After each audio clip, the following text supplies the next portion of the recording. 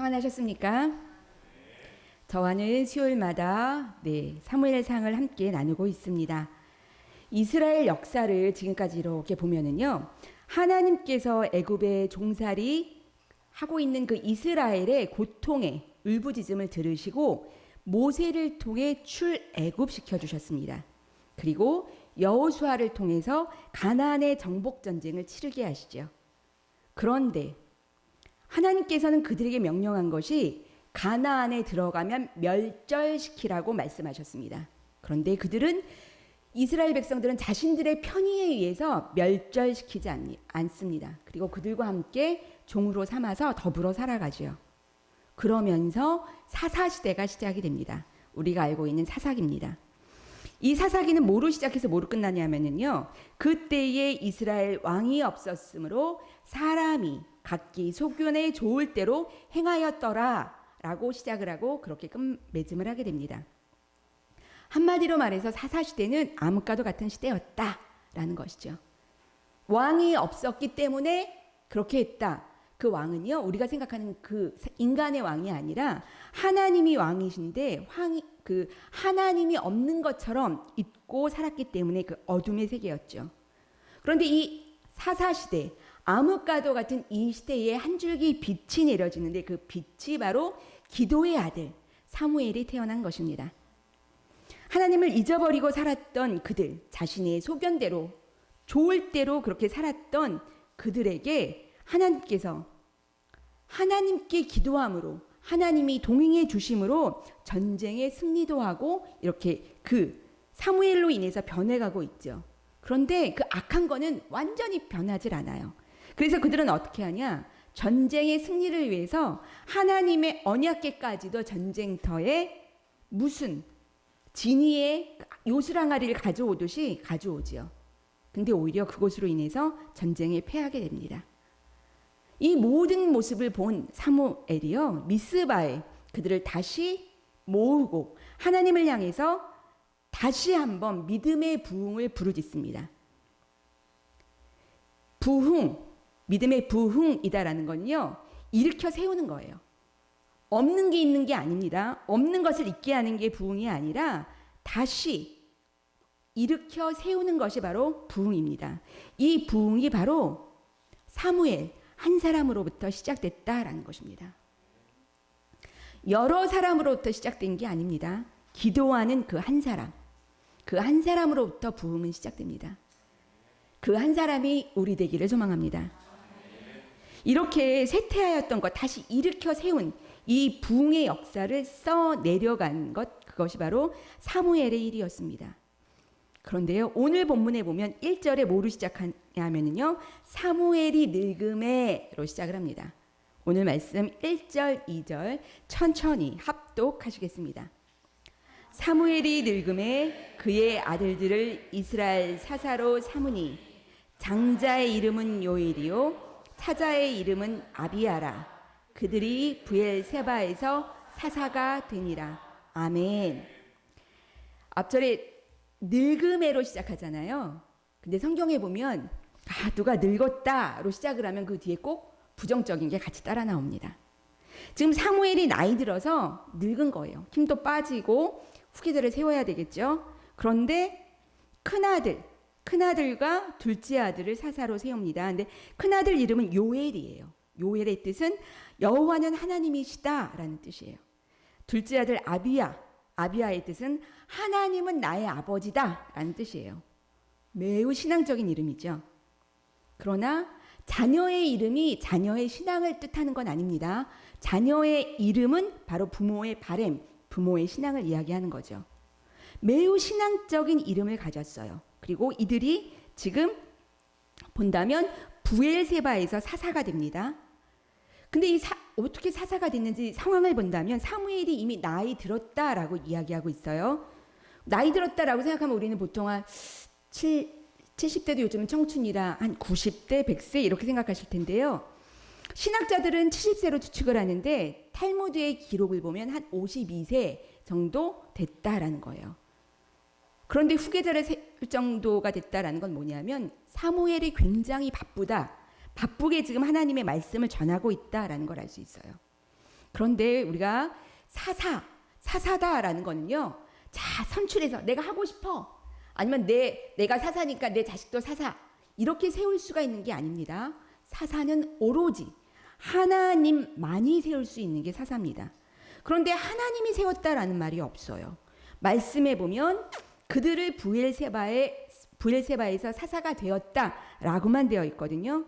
그렇다면 사무엘이 마음대로 사사로 세웠다라고 볼 수 없는 게요. 사무엘은 하나님의 뜻에 따라 하나님의 일을 충실히 했던 사람이에요. 그렇다면 그가 하나님의 뜻을 어기고 자기 마음대로 사사를 세운 것이 아니라 사사 일을 대리할 수 있도록 그냥 대리인 정도로 세운 것이죠. 왜? 본인은 너무 바쁘니까. 그리고 변방, 누구도 보낼 수 없는 곳에 아들들을 보낸 거예요. 그러면서 그 일들을 대리하게 한 것이죠.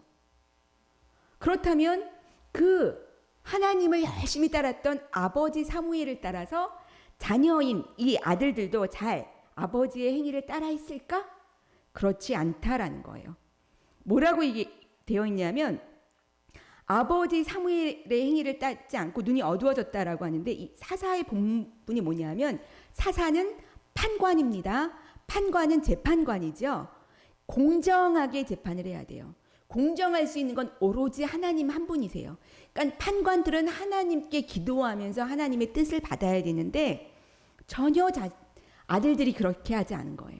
뇌물을 받고 판결을 굽게 자기 마음대로 판결을 했다라는 것이죠. 뇌물 받는 거는요. 하나님이 너무너무 싫어하는 그 죄입니다. 출애굽기 23장 8절의 말씀을 한번 보면은요. 너는 뇌물을 받지 말라. 뇌물은 밝은 자의 눈을 어둡게 하고 의로운 자의 말을 굽게 하느니라. 판단을 굽게 하는 게 뇌물이에요. 그런데 지금 사무엘의 두 아들이 그 뇌물을 받고 판결을 굽게 했다라는 거예요. 죄를 지었다라는 것이죠. 자녀를 이렇게 실패자로 키운 것이죠. 그런데 우리가 성경 말씀을 이렇게 보다 보면은요, 아버지는 위대한 지도자인데 그 자녀 교육, 자식 농사를 그 실패한 대표자들이 있어요. 뭐 유명한 사람만 일단 몇 명 꼽는다면 다윗, 솔로몬, 그리고 오늘 사무엘이 그렇습니다. 다윗은요, 하나님 마음에 합한 자다라고 성경에 되어 있어요. 그런데 다윗의 자녀들은요, 서로 자녀들끼리 죽고 죽이는 것뿐만 아니라 그 잘생기고 능력 있는 압살롬, 이 아들은 자기 아버지까지 배반하고 죽이고 왕위를 찬탈하려고 했던, 그러니까 자녀에게도 배신당한 그 아버지가 다윗이죠.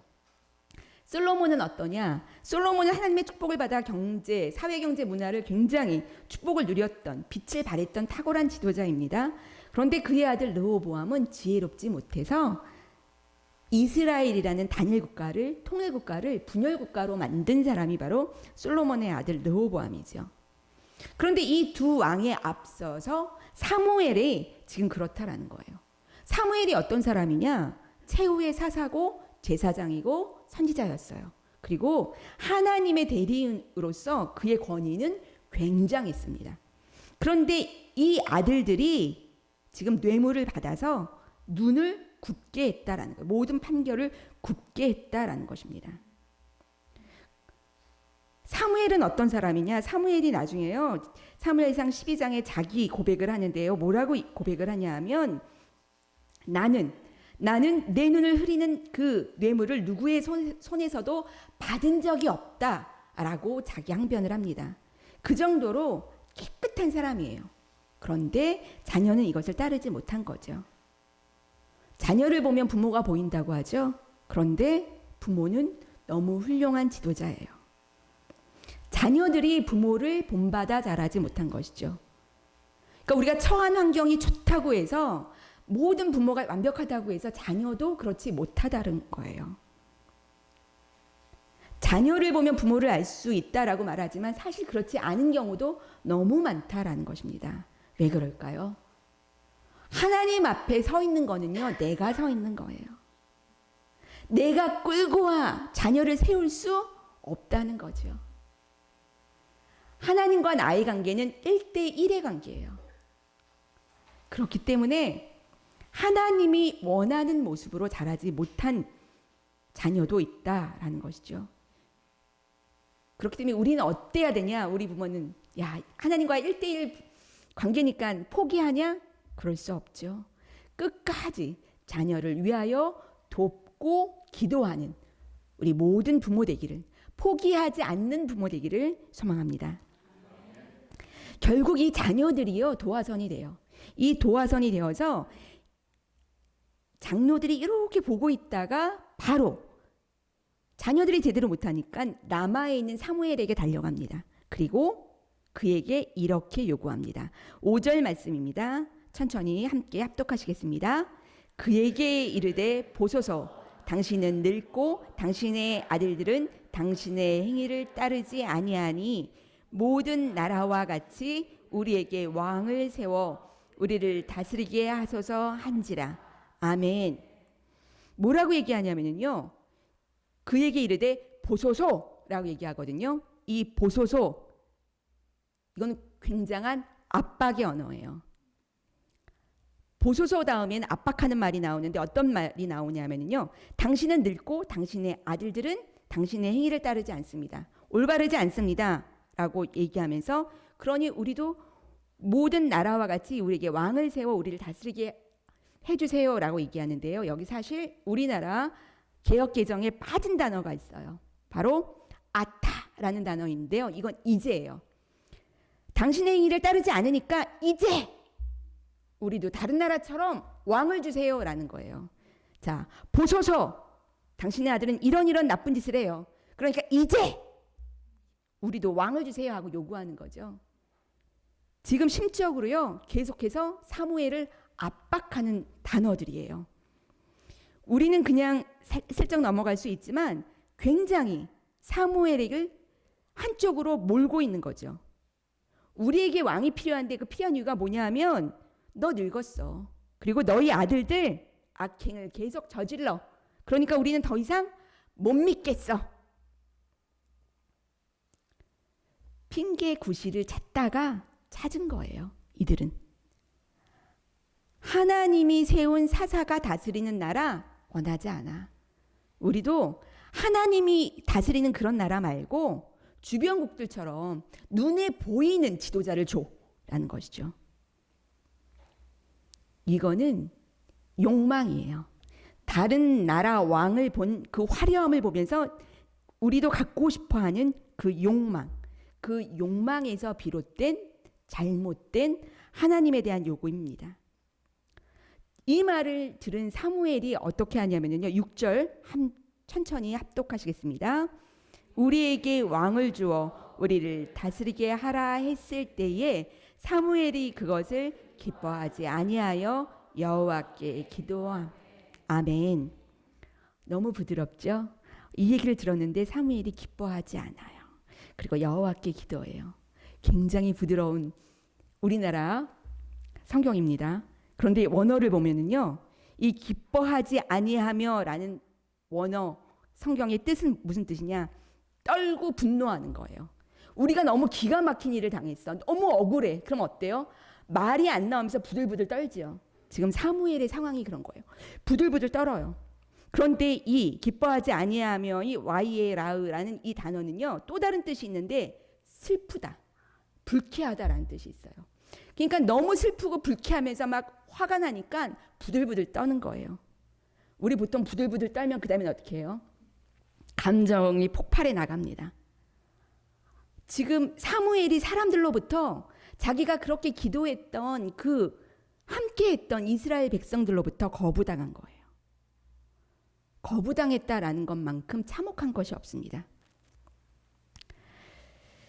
우리나라 헌법 얘기를 잠깐 하면은요, 우리나라 헌법 65조 제1항은요, 대통령, 국무총리, 국무위원, 행정각부장, 헌법재판소 재판관, 법관, 중앙선거관리위원회 위원장, 감사원장, 감사위원, 기타 법률이 정한 공무원들이에요. 이거 최고위급이죠. 공무원이 그 직무 집행에 있어서 헌법이나 법률을 위배했을 때에는 국회는 탄핵 소추를 의결할 수 있다라는 헌법이 있어요. 우린 잘 알지 못하지만 헌법에 있어요. 근데 이게 우리나라에서 2번 쓰여졌어요. 언제 쓰여졌냐? 노무현 대통령 때 쓰여졌어요. 그래서 64일 동안 업무가 정지됐어요. 그리고 이건 결국 기각됐습니다. 그래서 65일 자격 정지되고 다시 업무를 진행했죠. 그리고 이것으로 인해서 탄핵 수출로 인해서 완전히 파면된 사람이 있어요. 박근혜 대통령이죠. 자, 이 일은요. 잘잘못을 떠나서 어떤 상황이냐? 굉장히 본인이 수치스러운 상황이에요. 고통스럽고요. 불명예스러워요. 말할 수 없는 고통이었을 것입니다. 그런데 지금 사무엘이 그렇게 거부당한 거예요. 그러니까 이 사무엘의 분노는요. 벌벌 떨면서 정말 이루 말할 수 없이 두렵고 슬프고 고통스러우면서 벌벌 떠는 거죠. 우리가 보통 집에서 부부간에 약간의 의견 차이가 있어서 거부당한다거나 자녀로부터 거부당했을 때 막 너무 화가 나면 어떠냐면 감정을 쏟아내요. 어떻게 그럴 수 있어? 라고 감정을 쏟아낼 텐데 사무엘은 전혀 다릅니다. 사무엘은 이 벌벌 떠는 이 감정을요 다 내려놓고 어떻게 하냐? 하나님께 기도해요. 하나님께 기도합니다. 근데 이 기도하다라고 쓰여진 이 단어가요. 그냥 기도하다가 아니고 이 팔랄이라는 단어를 썼는데 이 팔랄이라는 기도는 중보기도예요. 그러니까 벌벌 떨면서 하나님 어떻게 이스라엘 백성이 나한테 이럴 수 있어요? 아버지 뭐 벼락 맞게 해주세요. 이런 기도가 아니고 내 억울함을 탄원하는 기도가 아니고 하나님 저들이 지금 죄를 짓고 있는데 죄를 모릅니다. 저들의 죄를 용서하여 주세요. 저들의 죄를 중보하는 중보 기도의 그 기도를 하나님께 올리고 있는 것입니다. 중보 기도가요 굉장히 중요해요. 상대방을 위할 수 없는 상황 속에서도 상대방을 위한 중보 기도. 그것으로 다시 한번 망할 수 있는 이스라엘을 다시 한번 하나님께로 돌이킬 수 있는 그 중보 기도. 믿음이 커야지만 중보 기도는 가능한 것입니다. 이 중보 기도, 우리 모두가 중보 기도의 용사가 되는 저와 여러분 되기를 소망합니다. 이 사무엘의 중보 기도를요. 중보 기도를 들으신 하나님이 어떻게 말씀하시냐면 7절 말씀입니다. 함께 합독하시겠습니다. 여호와께서 사무엘에게 이르시되 백성이 내게 한 말을 다 들으라. 이는 그들이 너를 버림이 아니요 나를 버려 자기들의 왕이 되지 못하게 함이니라. 아멘. 하나님의 응답이 너무 슬퍼요. 아니야 사무엘, 그들이 너를 버린 것 같니? 아니야. 너를 버린 게 아니고 나를 버린 거야. 나를 버려서 자기들의 왕을 뽑게 해달라고 말하는 거야. 그러니까 그들이 원하는 대로 해줘 라는 것이 하나님의 대답입니다. 이미 그들의 마음을 하나님께서는요 이미 다 아셔요. 이미 그들이 어떻게 행할지도 다 아셔요. 왜요? 그들을 만드신 분, 그리고 그들을 끝까지 인도하셨던 분이 하나님이시기 때문에 너무나 잘 알고 있는 것이죠. 우리 자녀들이 어렸을 때 보면 거짓말을 해요. 정말 너무 눈에 보이는 뻔한 거짓말을 해요. 저희 둘째 딸이요. 그 1학년 때 문제집을 풀었는데 제가 채점을 하는데 문제집 다 맞은 거예요. 그래서 네가 풀었어? 엄마 내가 풀었어. 진짜 네가 풀었어? 엄마 내가 풀었어. 너무 뻔한 거짓말. 왜?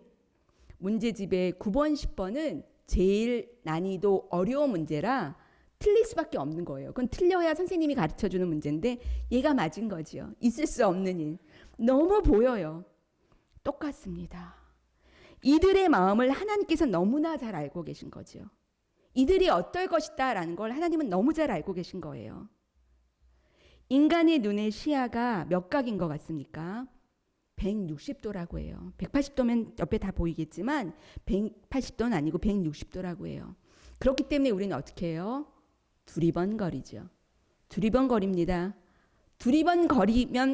두리번거리면서 끝나면 되는데 두리번거리면서 더 좋은 거를 찾지요. 식당에 갔을 때 우리가 두리번거립니다. 저기 테이블에 나왔는데 왜 우리 테이블은 없어요? 이 반찬이 없어요? 라고 말하지요. 비교하는 거예요. 우리는 너무 부족해서 계속 두리번거리면서 다른 사람들과 비교하지요. 다른 민족과 비교하고 다른 나라와 비교합니다. 하나님은 아셨던 거예요. 이들의 두리번거림을. 그렇기 때문에 이들이 더 이상 두리번거리지 스톱할 것이다라는 걸 믿지 않고 오히려 그들에게 그들이 원하는 대로 왕을 세워. 근데 그들에게 왕의 제도에 대해서 알려줘라고 말씀하시죠. 그리고 그 뒤에 후반절에 보면은요, 그 사무엘이 이스라엘 백성에게 알려줍니다. 너희 아들들은 나중에 어떻게 되냐면 왕을 세우게 되면 강제 징집돼. 강제 징집이라는 거는 전쟁이 났을 때 총알바지로 다 죽는 거야. 그리고 농사 지을 것이고 농사의 모든 것들을 착취당하고 세금으로 빼앗기게 될 것이고 무기를 만들게 될 것이고 왕정제도의 그 힘들고 어려운 것들을 다 이야기해 주죠. 야, 아들들만 힘들어? 딸들도 힘들어. 딸들은 향료 만드는 자가 될 거야. 이 향료 만든다는 건 단순히 향수를 만드는 게 아니고요. 성적 놀이개로 착취당하는 거를 이야기합니다. 그러니까 노동력을 완전히 착취당하는, 성적으로도 착취당하고 그러면서 요리와 떡을 굽는 그런 일들을 당하게 될 거야. 그리고 너희들은 세금을 바치게 될 거고 이 모든 것들이 나라와 민족을 위해서 생기는 것이 아니라 오직 한 사람, 너희들이 원했던 그 왕을 위해서 이런 고통을 당하게 될 거야 라고 이야기하죠. 그러면 머리가 있으면 어떻게 해야 돼요? 생각이라는 걸 해야 돼요. 기도해야 되죠. 그런데요, 욕망의 눈이 돌아가면은요, 보이지 않아요. 들리지 않습니다.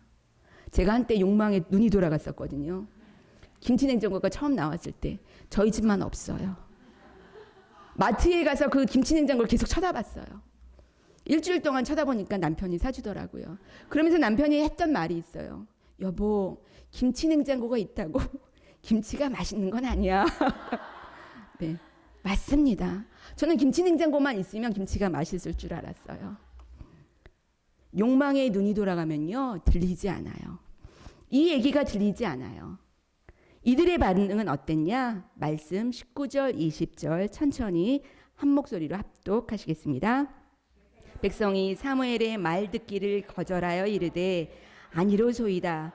우리도 우리 왕이 있어야 하리니 우리도 다른 나라들 같이 되어 우리의 왕이 우리를 다스리며 우리 앞에 나가서 우리의 싸움을 싸워야 할 것이 하는지라.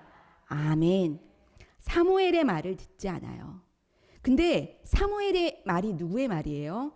하나님의 말이에요. 하나님의 말 듣기를 거부하는 것이죠. 그리고 우리도 다른 나라들처럼 강력한 카리스마에 화려한 옷을 입은 그런 왕을 주십시오라고 요구하고 있는 것입니다. 새로운 무언가를 찾아 헤매는 그 새로운 무언가시 나를 더 돋보이게 할 줄 아는 그 인간의 어리석음. 하나님이 우리의 왕 되심을 내려놓고 왕이 없는 왕의 백성으로, 하나님이 없는 하나님의 백성으로 살아가기를 마다하지 않는 이 어리석은 죄의 시작된 것입니다. 우리 안에요, 다른 무엇과도 비교되지 않는 하나님만으로 충만한 하나님 중심의, 우리의 마음속에 하나님을 중심으로 모셔서 주님만 바라보는, 하나님만 바라보는 저와 여러분 되기를 소망합니다. 하나님께서 이들에게 왕을 허락한 이유는 우리는요, 징계를 위한 허용이다라고 이야기해요. 심판을 위한 허용입니다. 너무 어렵죠? 쉽게 얘기하면 아기가 자꾸 뜨거운 소뚜껑에 자꾸 이렇게 손을 대려고 해요. 그러면 어떻게 해요? 아뜨 말로 해도 얘는 계속 대고 싶어. 그럴 때 어떻게 해요? 엄마가 손을 잡아서 갖다 대죠. 뜨거운 데다가 대지 않습니다. 대지 못하게 하도록 여기를 잡지만 소뚜껑 가까이에 갖다 대죠. 그러면 그 아이가 그 열기로 인해서 놀래서 대면 안 되는구나. 그러나 엄마의 손은 어때요? 이 아이의 손목을 잡고 있지요. 이게 심판적 허용입니다.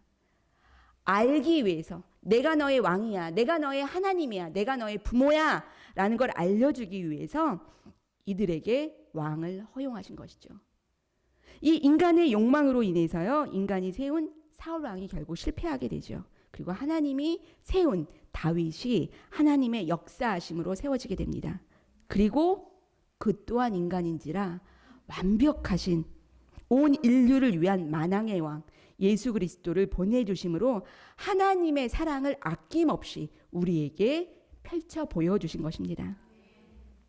우리가요, 너무 두리번거려요. 모든 삶에 있어서 두리번거려요. 우리 아이가 좀 옆집 아이처럼 잘 컸으면 좋겠고, 우리 남편이 옆집 남편처럼 잘 했으면 좋겠고, 뭐든지 옆 사람과 비교하죠. 근데 재밌는 건 뭐냐면 그 옆 사람도 나를 보면서 계속 비교한다라는 거예요. 만족함 없이 계속 비교합니다. 그런데 우리 안에 하나님이 항상 가장 좋은 것, 가장 완전한 것, 나에게 맞춤으로 주신 그 모든 것들을 받아 누리며 인정하는 저와 여러분 되기를 소망합니다. 온전히 우리 안에 역사하시는 그 주님만을 바라보며 비교하지 않은 믿음으로 주님만 따르는 저와 여러분 되기를 또한 소망합니다. 기도하시겠습니다. 참 좋으신 하나님, 우리를 자녀 삼아 주셔서 가장 좋은 것, 가장 완전한 길로 인도하여 주심에 감사드립니다. 그러나 우리는 감사함과 만족함이 아닌 남과 비교하는 마음으로 주변을 두리번거립니다. 다른 것이 더 좋아 보이고 다른 것을 더 귀한 것으로 여기며 가장 소중한 우리 안에 하나님을 잊어버렸던 우리를 용서하여 주시옵소서. 아멘. 우리 안에 가장 중심에 주님 계셔서 다른 것과 비교하지 않는 믿음 갖게 하여 주시옵소서. 아멘. 주님만을 바라보며 우리의 표대 되신 주님만을 향해 걸어가는 우리 모두 되도록 인도하여 주시옵소서. 아멘. 한량 없으신 주님의 그 사랑하심에 감사하며 주님을 향한 기쁨과 감사를 날마다 입술로 고백하는 우리 되게 주님 인도하여 주시옵소서. 아멘. 감사드리며 예수님의 이름으로 기도드립니다. 아멘. 아멘.